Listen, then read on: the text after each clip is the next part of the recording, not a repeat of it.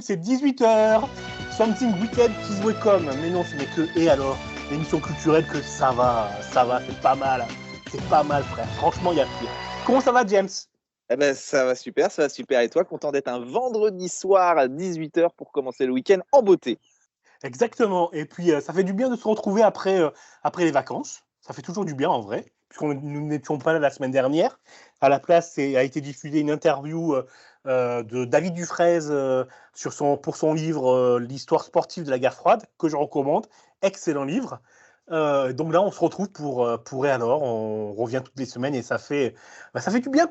Je m'attache à cette émission. Hein. J'espère que ceux qui nous écoutent aussi et parlez de nous autour de vous.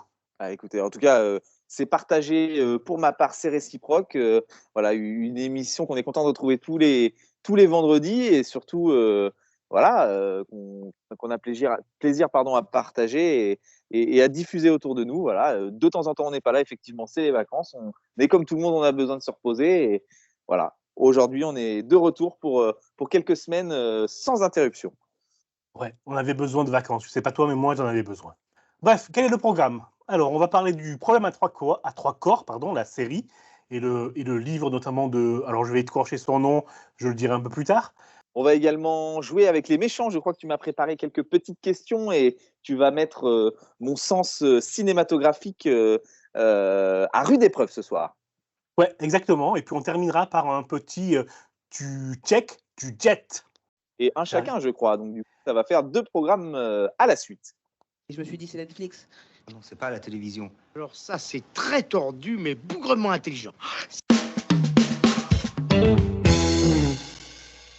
Je crois que je n'aime pas ce jingle. Je crois que je vais le changer. Qu'en penses-tu?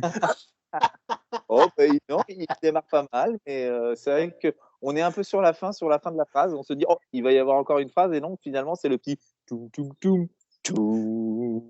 Ouais, eh ben, je vous annonce que c'est la dernière fois que vous avez entendu ce jingle. À partir de la semaine prochaine, il changera. Il m'énerve, je l'aime pas lui. Bref, parlons du problème à trois corps. Donc c'est une série, mais c'est aussi, et j'ai envie de dire surtout un livre. Alors je vais écorcher son nom et j'en suis désolé. Je l'ai jamais entendu, j'ai fait que le lire en fait. Donc c'est Liu Cixin, je sais pas si ça se prononce bien comme ça, mais c'est une trilogie de science-fiction qui a été adapté par Netflix il y a peu, hein, il y a moins d'un mois, je crois. Si mes souvenirs sont exacts, début avril, il me semble que La mémoire est bonne, une série adaptée par les showrunners de Game of Thrones qui se sont attaqués à un autre monument, en tout cas, de la littérature asiatique cette fois. Et j'ai envie de dire que le résultat, pour ma part, n'est pas le même que pour Game of Thrones. ouais, ni même que pour le spin-off House of Dragon de Game of Thrones, qui est Game of Thrones, pardon, c'est dur à dire là. L'histoire, en gros, je fais l'histoire et puis tu me dis ce que tu en penses. Puis après, Allez, vas-y. je réagirai par rapport à ce que tu as dit. Bon, l'histoire, elle est simple. Hein. On va se spoiler, tant pis. Mais en gros, une civilisation extraterrestre se met en route sur Terre pour nous réduire en esclavage. Ils vont mettre 400 années à arriver. Et l'histoire de la série, c'est comment on va se préparer et riposter à cet apocalypse qui est prévu. Voilà, grosso modo, en schématisant, à mort, hein, je le précise. C'est ça. Alors, tu as vu toute la série ou quelques épisodes, dis-moi? J'ai pas vu toute la série et je dois dire que c'est une des rares séries, ça m'arrive très rarement, où je commence et où vraiment je décroche. Alors, je m'explique un peu. Ça arrive de plus en plus, en fait, sur les séries où on nous annonce par les showrunners de Game of Thrones, par les showrunners de Dark. En fait, c'est des gens qui ont fait quelque chose d'excellent et qui, pour moi, aujourd'hui, se reposent sur leur laurier. Et du coup, en fait, ça fait quelque chose, en mon sens, hein, attention, je dis bien, d'assez médiocre, pas abouti, pas du tout recherché au niveau de l'œuvre principale. Voilà, hein, ils avaient tout à se faire connaître avec Game of Thrones et ils ont quand même s'ils ont pris des libertés, les deux showrunners avaient réussi à faire quand même quelque chose qui était dans les premières saisons très fidèle au livre. Aujourd'hui, on s'éloigne beaucoup du livre sur le problème à trois corps et notamment rien que sur l'intrigue principale, et ça m'énerve, mais vraiment, voilà, le gros show à l'américaine, quelque chose qui prend place théoriquement, en tout cas dans l'univers du livre en Asie. Là, il faut que ça se passe aux États-Unis parce que les Américains, c'est les meilleurs. Donc voilà, c'est des choses qui m'agacent un peu quand on connaît l'œuvre un peu à côté. Et donc, du coup, c'est des choses qui vraiment me rebutent et me freinent dans la vision en fait, des séries. Alors ouais, donc là tu parles du livre, donc du coup je vais commencer par parler du livre aussi, je vais rebondir sur ça avant de revenir sur la série. Donc le livre, moi je suis fan, j'ai adoré le livre, la trilogie, je l'ai adoré. Euh, donc ça se passait effectivement en Chine et en Asie, tous les personnages sont asiatiques. Même si l'inspecteur, moi dans le livre j'ai trouvé qu'il avait comment on dit, des réflexions d'Américains. C'est-à-dire que je trouvais qu'il se comportait comme un Américain dans le livre.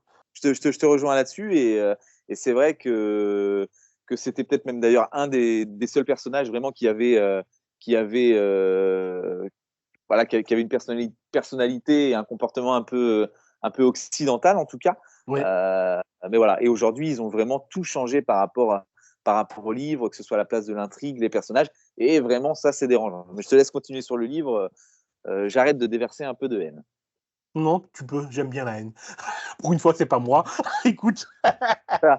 Euh, J'allais justement dire, attends, je vais après te ressembler, je vais balancer des je hais Zack Snyder à tour de rôle. Ah, d'ailleurs, j'aurais un petit coup de gueule à propos de ça. Et la seconde partie de Rebel Moon est sortie. Bref, je te laisse continuer et on en reparle. oui, et pour revenir au livre, moi, alors j'ai adoré le livre, hein, ça c'est un point que j'ai dit que je redirai, j'ai adoré le livre, j'ai adoré tout dans le livre, les personnages, etc. J'ai adoré tout, c'est pas vrai, parce qu'il y a quand même un gros bémol pour moi, c'est que j'ai sauté pas mal de pages dans le livre, notamment toutes les parties où l'auteur nous explique comment fonctionne la physique quantique, la propulsion des vaisseaux, les astres qui bougent, les soleils, etc. Tout ça, j'en ai rien à foutre, moi. Tout ça, j'ai sauté. Et j'en suis resté à l'histoire. Alors c'est vrai que quand on enlève tout ça, ben, ça donne un livre un peu, j'allais dire, palpitant. Et beaucoup plus court que les 900 pages qui constituent grosso modo la trilogie. Et je pense que c'est aussi pour ça qu'il était réputé inadaptable. Oui, Je me suis planté de mots, mais vous avez compris ce que j'ai dit. Oui, James, je t'ai coupé la parole, pardon, vas-y, dis-moi. non, mais je suis d'accord avec toi, mais c'est pour ça que moi, c'est là où j'ai du mal avec les. Aujourd'hui, si une œuvre est inadaptable ou très inadaptable, quasiment inadaptable, de par sa complexité, de par sa façon dont est racontée l'histoire, pourquoi est-ce qu'on veut à tout prix adapter ces séries? On a déjà du mal à captiver de plus en plus de lecteurs, et ben d'adapter des séries inadaptables, ça donne pas forcément l'envie aux gens d'aller lire plus loin, d'aller lire davantage. Donc voilà, moi, ça, c'est des choses qui me dérangent aujourd'hui. Quand une œuvre est dite inadaptable, eh ben, ne l'adaptons pas et laissons-la dans son état naturel et normal. Ouais. Moi, honnêtement, je pense qu'elle est adaptable en sautant toute la partie explication de la physique quantique, Là, etc. Et plutôt que là, de les tirer.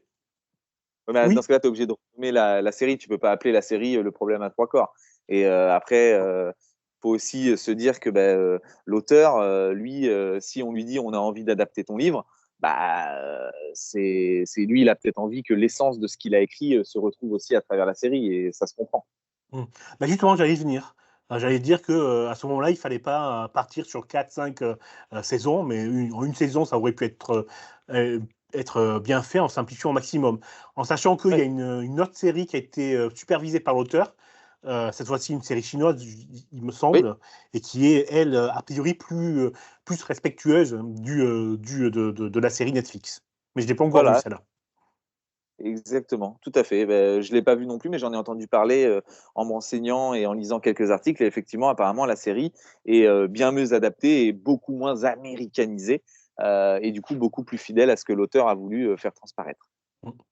Je jette un coup d'œil par curiosité, mais comme toi, alors moi j'ai vu toute la série entière, la série de Netflix, mais j'ai triché aussi, c'est-à-dire qu'il y a certains épisodes où j'ai cliqué sur avance rapide, avance rapide, avance rapide, parce que il faut le dire, hein, c'est chiant. C'est chiant comme la mort, cette série. Hein.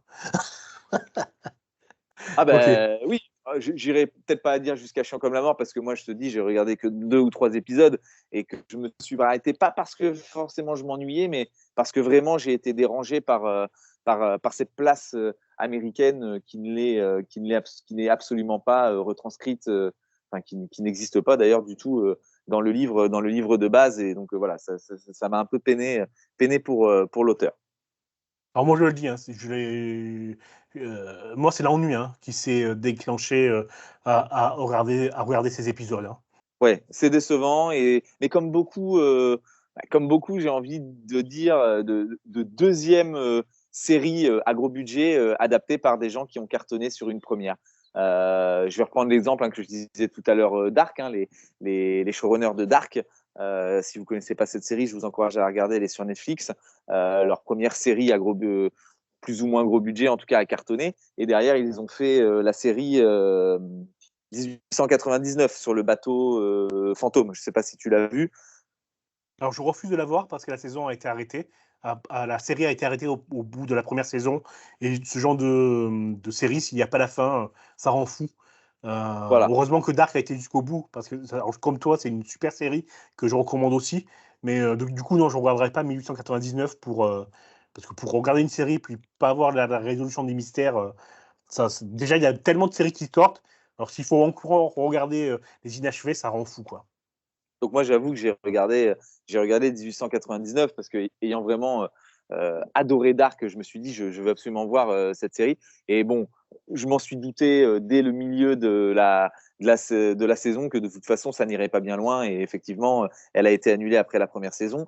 Et j'ai envie de dire quelque part tant mieux parce que en fait ils reprennent plus ou moins les mêmes codes en changeant les personnages, en changeant les histoires. Et donc en fait c'est de la redondance. Et c'est ça aujourd'hui ce qui avait été reproché sur cette série, c'est que cette redondance du coup a été n'a pas trouvé ses spectateurs parce qu'ils s'attendaient à quelque chose de nouveau de la part des créateurs, mais d'aussi perturbant en fait. Et voilà, en fait, on retrouve exactement la même chose, donc on n'a pas de réelle surprise.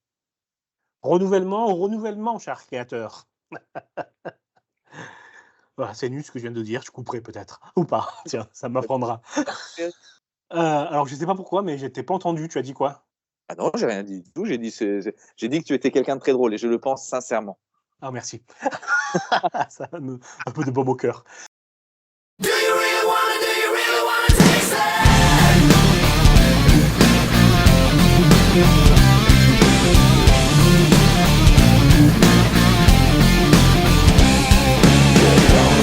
Make a move extreme, shortcut to your dreams, float straight to the stars on that flying thing. Getting snow blind games, pick a tune, chick a prune in the world beyond. Got a beat, got a heat on the phone is string. Tear your world apart once the magic starts. Do you really wanna taste it? What's going on must come down. Do you really wanna taste it?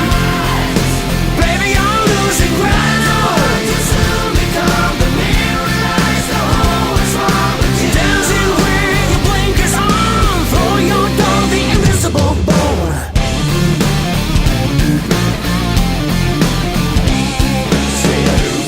And put your jet in gear, anything to get you out of here. Gotta go hit that ride to the setting sun. I gotta leave this mess behind. Gotta cruise on the blues, got a life to find. What you need is better read on a dotted line. Welcome to the show. Do you really wanna taste it? What's going on must come down. Baby, you're losing ground. You soon become the mirror eyes. The whole is wrong with you. Dancing with your blinkers on, throw your dough, the invisible bone.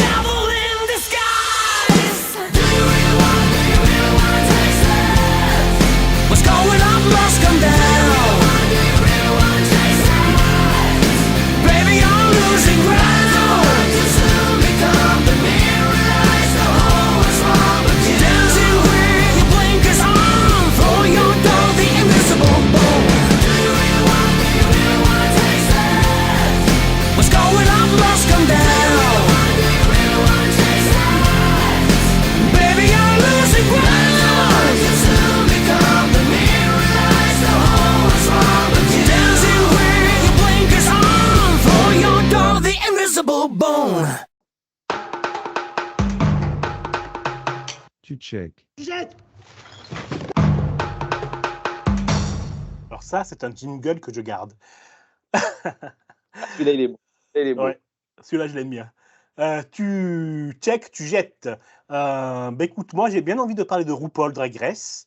Alors, vous m'excuserez pour mon accent. Je le dis comme je veux. Mais je te propose que tu commences, toi. J'ai assez parlé, je fais une pause. De quoi vas-tu nous parler, James? Je sais pas de quoi tu as envie que je te parle.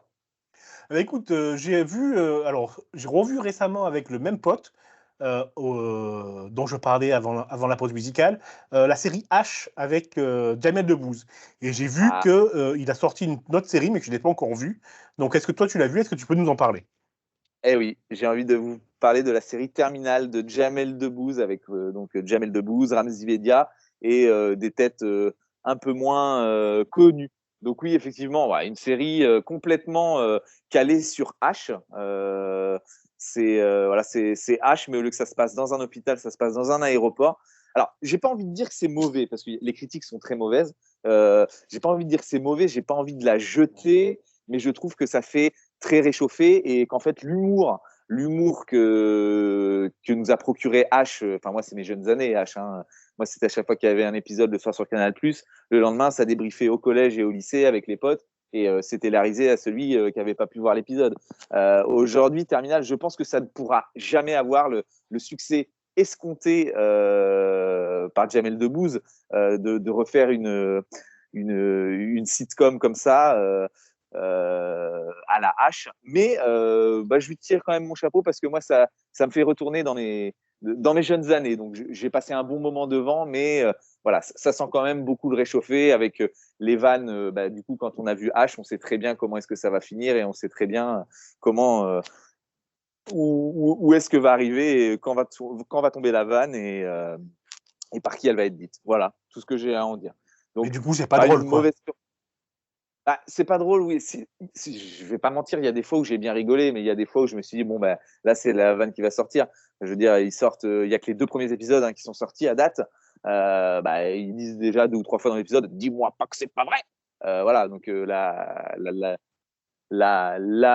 réplique culte de Jamel Debbouze dans H. Donc voilà, donc c'est des petits clins d'œil et tout. J'ai pas envie de dire que c'est pas drôle parce qu'il y a des fois où j'ai rigolé, mais il faut, je pense, avoir vu H et avoir aimé H et avoir vécu dans l'époque H pour être sensible à cet humour. Donc je suis pas sûr qu'elle trouve son public. Voilà. Bon, c'est dommage. Encore un truc qui sent la nostalgie, quoi.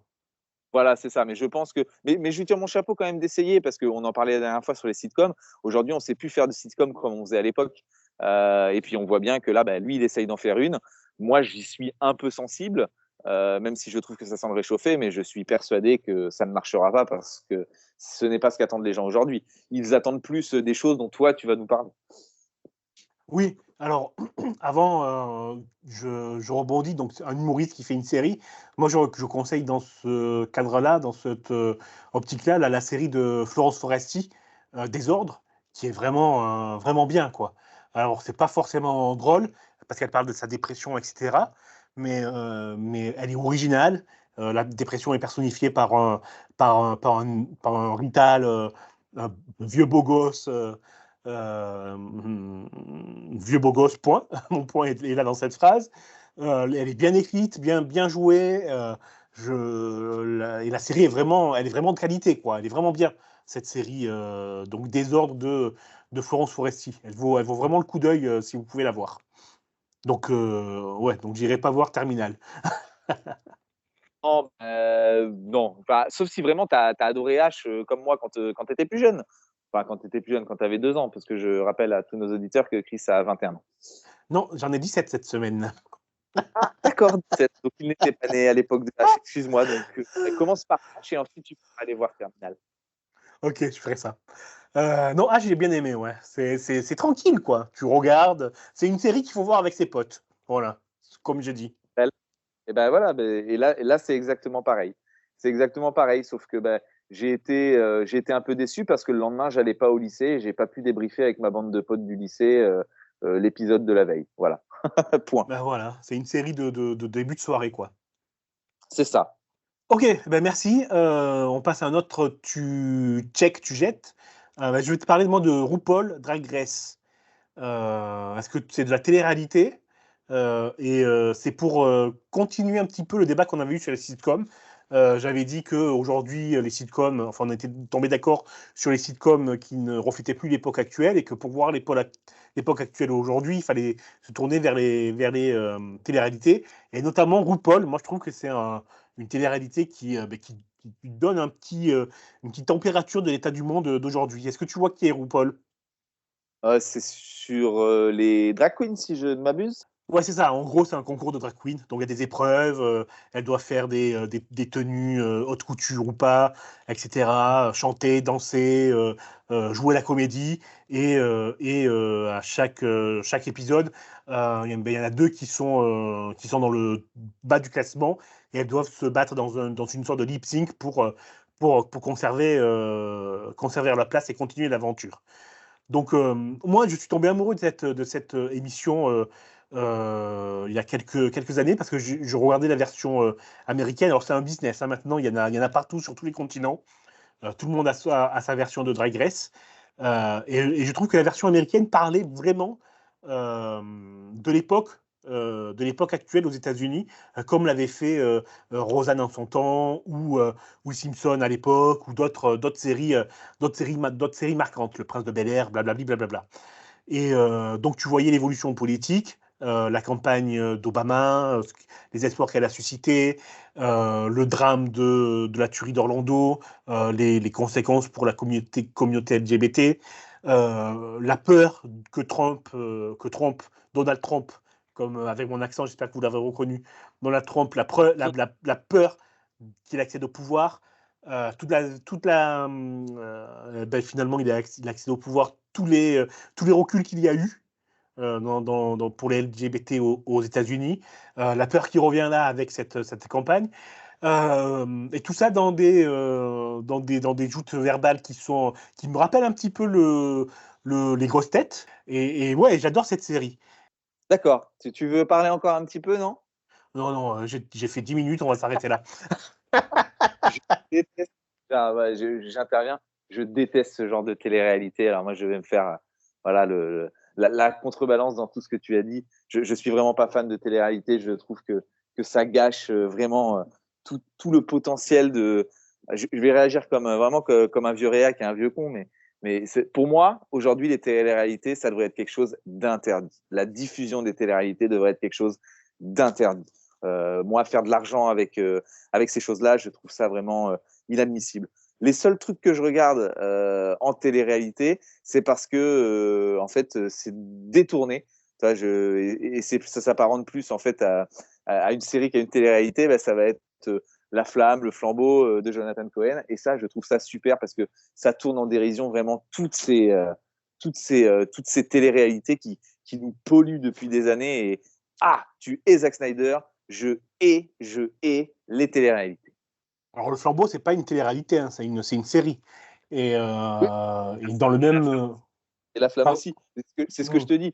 Et, moi, la seule chose qui me fait rire, c'est justement les séries qui détournent les télé-réalités. Mais voilà, en fait, je ne comprends pas aujourd'hui qu'on puisse encore tolérer des télé-réalités. Alors, bien sûr, hein, moi, je fais partie de la génération qui a vu Love Story, qui a vu les premiers Star Academy. Voilà, je suis peut-être un peu mal placé pour parler de ces choses-là, mais je trouve qu'aujourd'hui, on a vraiment une déviance sur les télé-réalités qui est vraiment néfaste et nauséabonde pour toute la jeunesse, et pas forcément que la jeunesse. Hein. Moi, j'ai des amis de mon âge qui regardent les enjeux de la télé-réalité, les Marseillais. Enfin, je trouve ça il y a des choses bien plus intéressantes à faire que regarder ces choses-là. Et, voilà, je suis désolé par ça. Alors, pour te répondre sur les séries, moi, je te conseille aussi Unreal. Alors, avec mon accent américain, ça donne Unreal, qui est une série américaine en 4 ou 5 saisons c'est une série, hein, c'est pas un documentaire, c'est une vraie série, mais vraiment très bien faite sur une télé-réalité qui singe le Bachelor. Tu vois les rouages le cynisme, et c'est tous des enculés, quoi. Et côté production et candidat, avec quelques victimes. Donc, je te conseille la série, elle est vraiment, vraiment bien. Et pour te dire, pour le reste, Je suis d'accord avec toi, mais je pense aussi qu'il y a des télé-réalités haut de gamme. Oui, non, je disais que cite-moi une télé-réalité haut de gamme. Ouais, moi, je dirais RuPaul Drag Race. Alors, pas toutes les versions. Moi, j'ai du mal avec la version Belgique, par exemple, ou d'autres. Alors, je vais citer un truc horrible, hein, tu vas hurler, mais je pense qu'elle est importante dans le sens où elle a fait un peu avancer la cause des trans. Mais la série French Dior, qui était une série, une télé-réalité pornographique, et pourtant, il y avait une actrice, bah, ça c'est un lapsus, une meuf trans, et j'ai trouvé pas mal bah, qu'elle soit là-dedans et qu'elle fasse un peu bouger les lignes dans une télé-réalité poubelle. Qu'en penses-tu? Et moi, ce que je pense, c'est qu'il y a des moyens bien plus nobles et bien différents de faire évoluer les causes. Si on est obligé de passer par de la télé-réalité qui va s'amuser à ridiculiser certaines personnes au profit d'autres pour faire avancer des causes, en fait, oui, ça fait peut-être avancer certaines causes, mais ça en fait reculer d'autres. Donc non, je peux pas être d'accord avec ça, et c'est vraiment quelque chose que je ne peux pas cautionner, regarder, et vraiment, vraiment, je n'aime pas ça. Ok, bah écoute, j'ai trouvé cet échange passionnant, et je te propose d'y revenir, mais pas dans cette saison-là, Et alors? Pourquoi? Je ne sais pas, j'ai pas envie, mais je vois bien ça pour la saison prochaine, en 2024-2025. Et oui, j'ai décidé ça. Ok, très bien. Est-ce que tu veux ajouter quelque chose à l'émission, ou est-ce qu'on arrête pour aujourd'hui? Pour éviter de se polluer une dernière fois, sur une autre émission de Et alors, j'aimerais qu'on parle voilà, de la deuxième partie du chef-d'œuvre Rebel Moon qui est sorti il y a peu sur Netflix et que je sais tu adores. Voilà. James, tu ne peux pas me faire ça. Tu ne peux pas parler de Rebel Moon partie 2 avant que j'ai pu le voir. Je ne l'ai pas eu. Je ne peux pas m'énerver avec des arguments. Laisse-moi le voir et on en reparle. Je t'en supplie, ne le regarde pas. Ne le regarde pas. C'est regarde vraiment merdique à ce point. Regarde un match de MMA. Enfin voilà. En fait, c'est le premier, mais en pire. Oh mon Dieu, mon Dieu, mon Dieu. En fait, où il n'y a que de la baston. Ils ont gardé que les scènes de baston.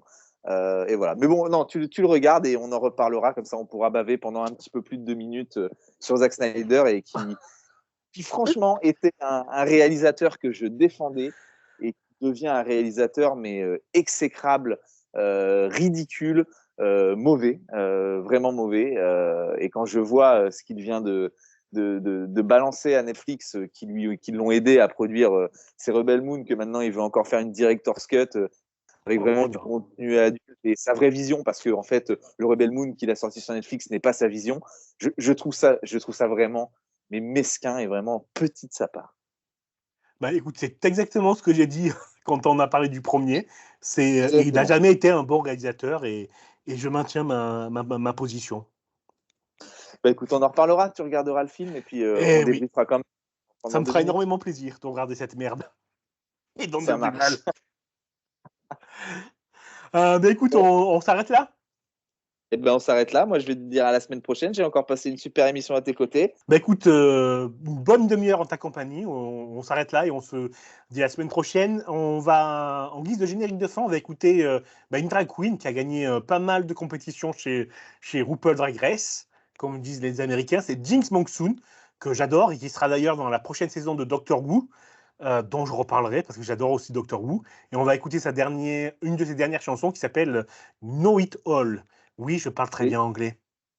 Et juste avant de la lancer, j'ai juste une dernière question par rapport à ça. Je sais que sur le parquet de Danse avec les stars, il y a justement une drag queen. Je ne sais plus si on dit un ou une drag queen, je suis désolé.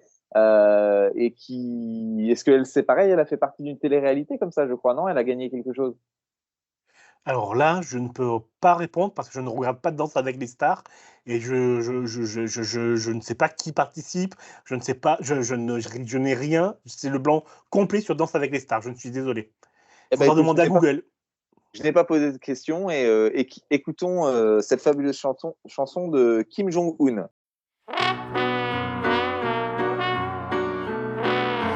Baby, Baby, I've been stomping around in these heels for all the goddamn day.